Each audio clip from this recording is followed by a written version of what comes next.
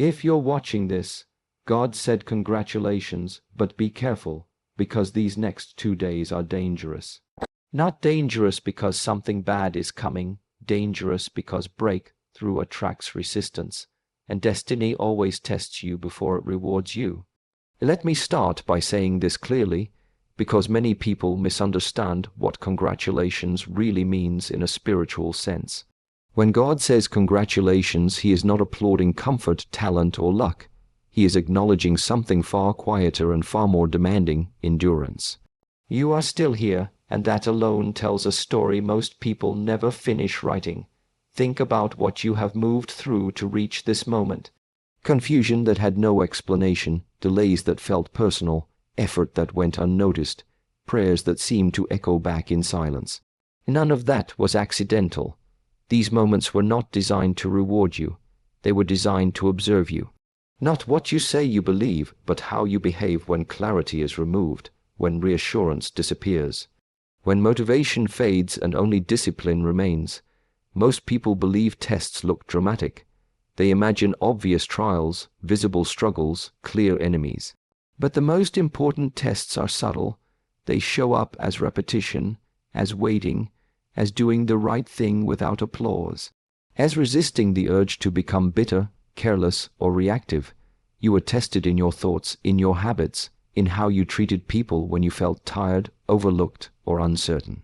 And the fact that you did not collapse into chaos tells us something important. You learned to stand without being held. Endurance is not stubbornness. It is intelligent restraint. It is the ability to continue moving forward without needing constant emotional reward. Philosophically, endurance is the mastery of time. Psychologically, it is the regulation of impulse. Spiritually, it is trust without evidence. When all three align, a person becomes dangerous in the best possible way. They are no longer easily shaken. You may not realize it yet, but the season you thought was punishing you was actually refining your internal structure. Your nervous system learned how to stay calm under uncertainty. Your mind learned how to focus without guarantees. Your character learned how to remain intact under pressure. These are not small developments. These are foundations. And foundations are invisible until they are needed. This is why most people quit right before things change. Not because the pressure increases, but because the meaning of the pressure is misunderstood. They assume resistance means rejection. In reality, resistance often means preparation. The test was never about whether you would succeed. It was about whether success could trust you. So when you hear congratulations, understand what is being acknowledged. You did not escape the storm.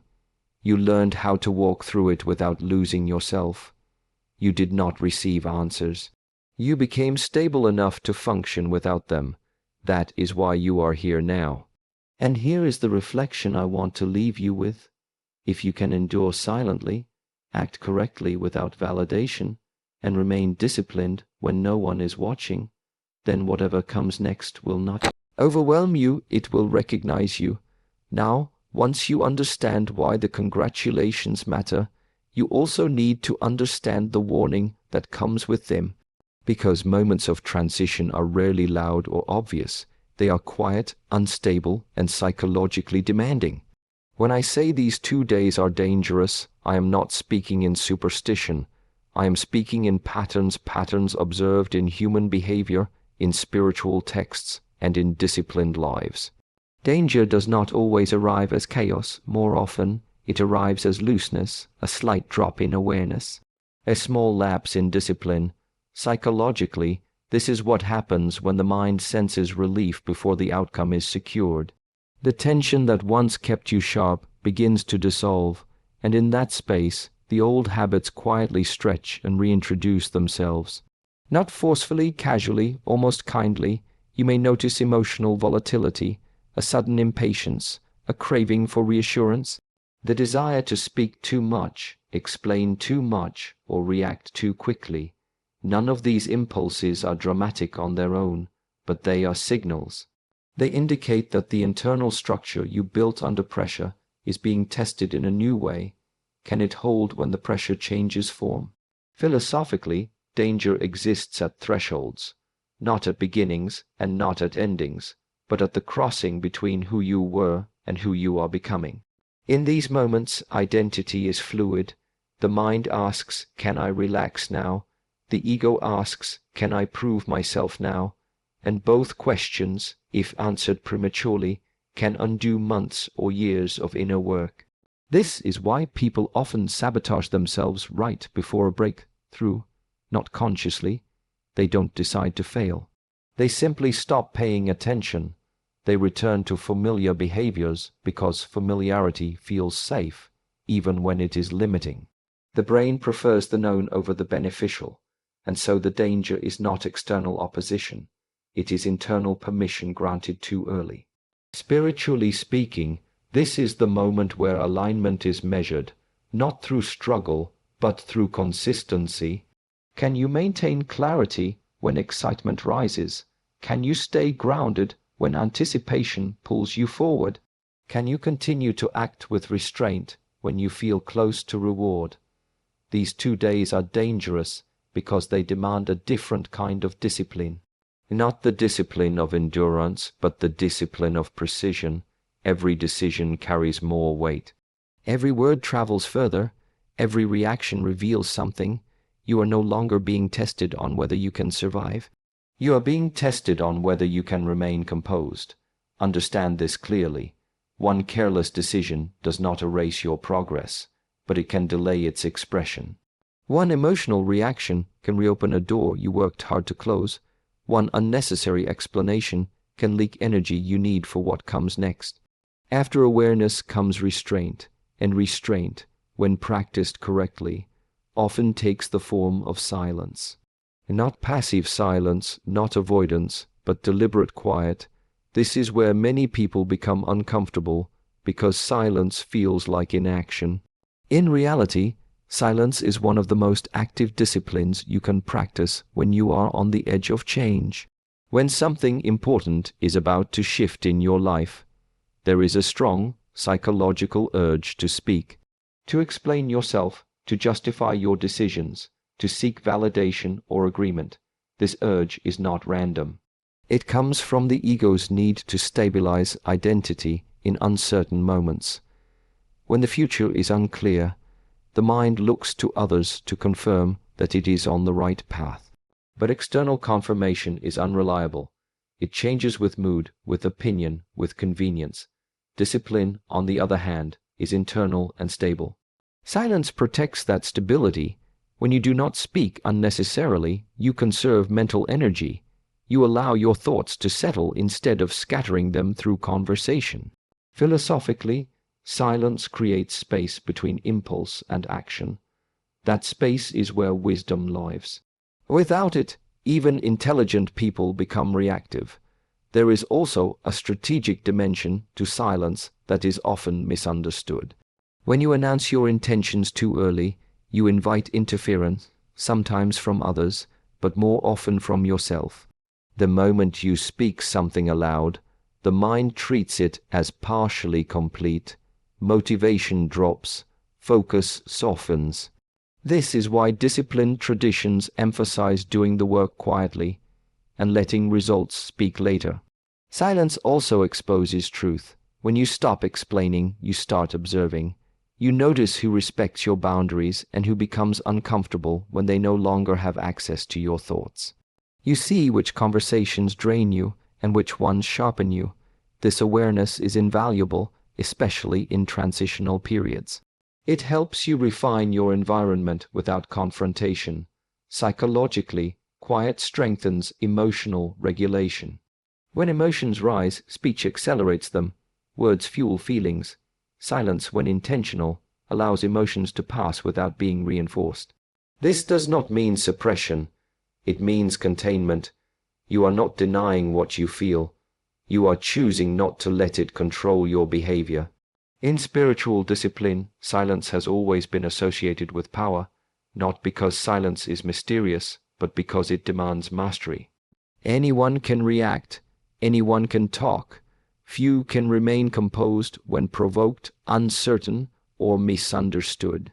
That composure sends a message to yourself more than anyone else that you are no longer governed by impulse.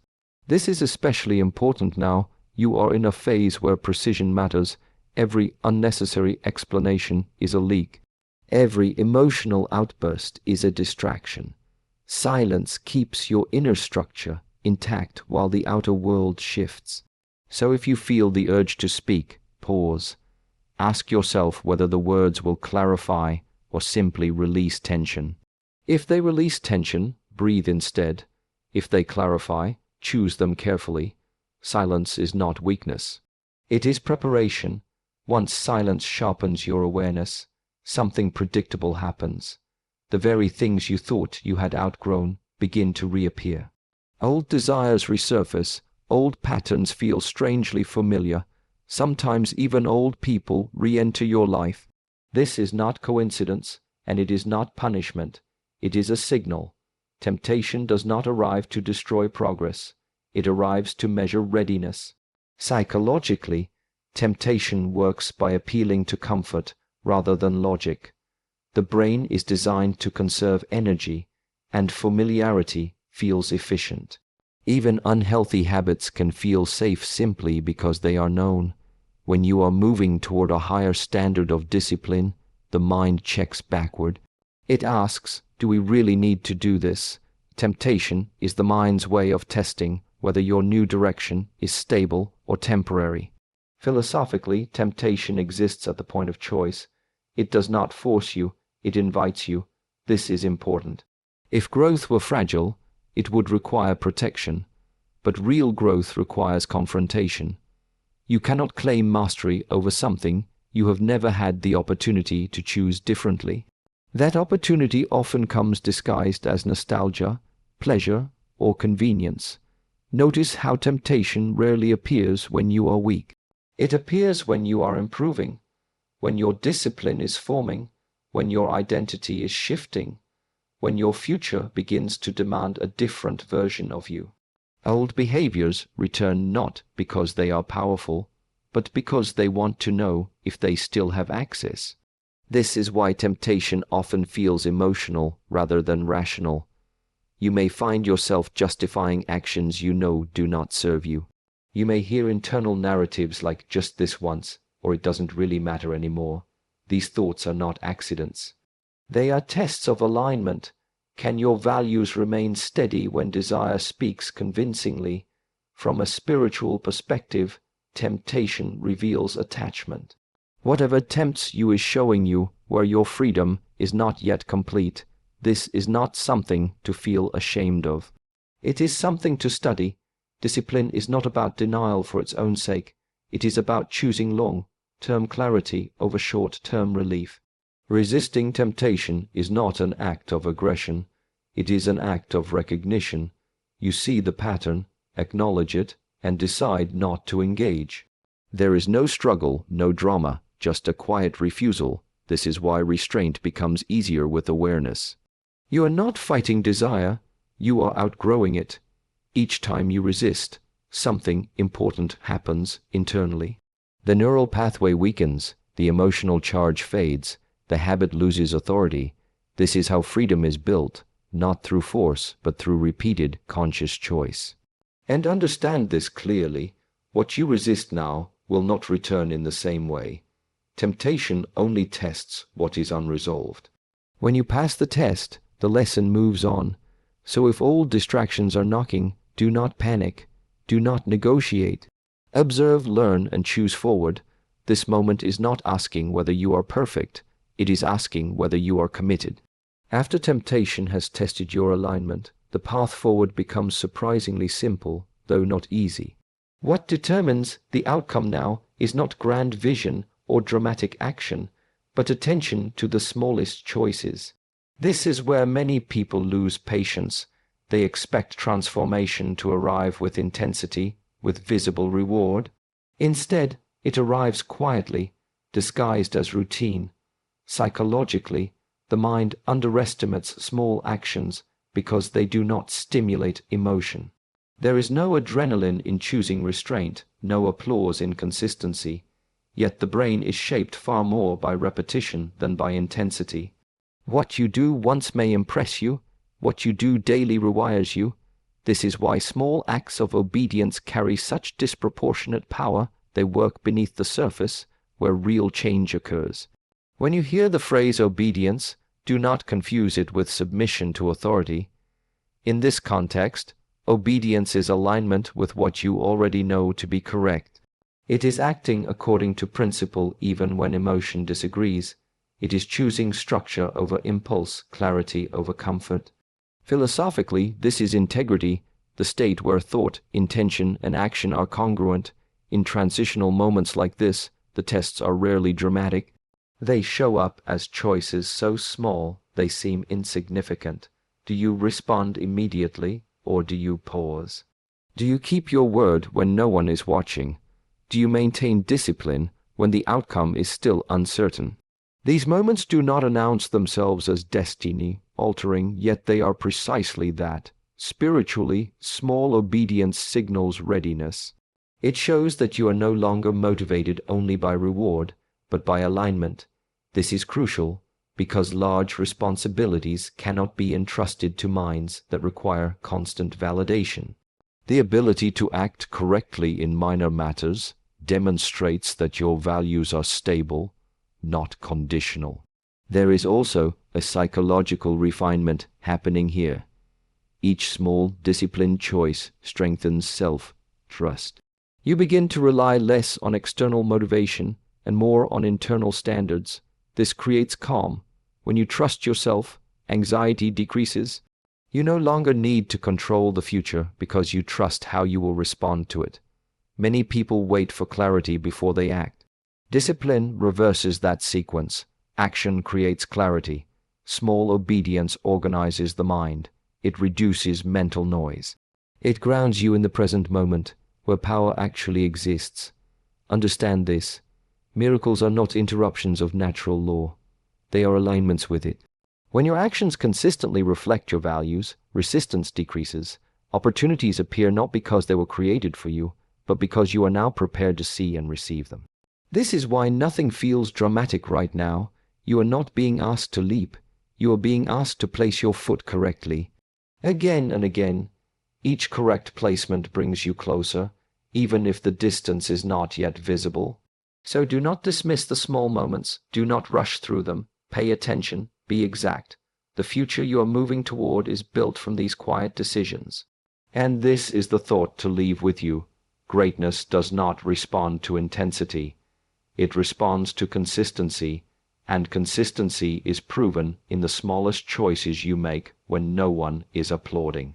When you move through all of this correctly, endurance, awareness, silence, restraint, and small obedience, there is an inevitable shift that follows. It is not sudden in the way people imagine, and it is rarely announced. Instead, it shows up as a quiet reordering of your inner world. You begin to notice that the things which once unsettled you no longer carry the same weight. Your reactions slow. Your attention sharpens. Your confidence becomes less emotional and more grounded. This is how real change announces itself. Nothing stays the same after this point, because you are no longer the same person making decisions. Psychologically, your nervous system has adapted to stability. You are less driven by urgency and more guided by intention. This matters because a calm mind processes reality more accurately. You stop overestimating threats and underestimating yourself. Problems become tasks. Obstacles become information. This is not optimism, it is clarity. Philosophically, this is the moment where identity solidifies. You are no longer defined by what you are trying to escape or overcome. You are defined by what you consistently embody. Discipline has moved from effort to structure. Values are no longer ideas, they are habits. And once something becomes habit, it stops requiring constant motivation.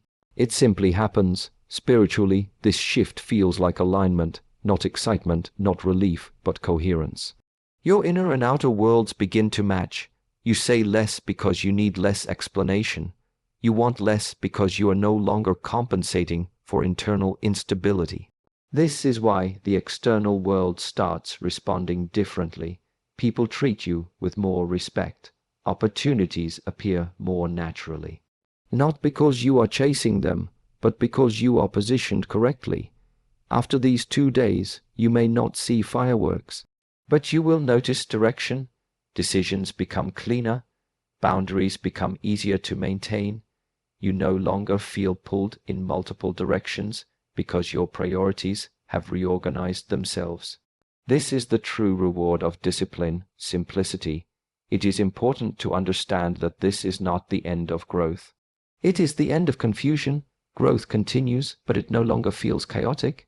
You stop questioning whether you are on the right path because your behavior confirms it daily. This is what makes forward movement sustainable. Many people wait for life to change before they change. What you are experiencing is the opposite. You changed first, quietly, consistently, and now life adjusts to meet you.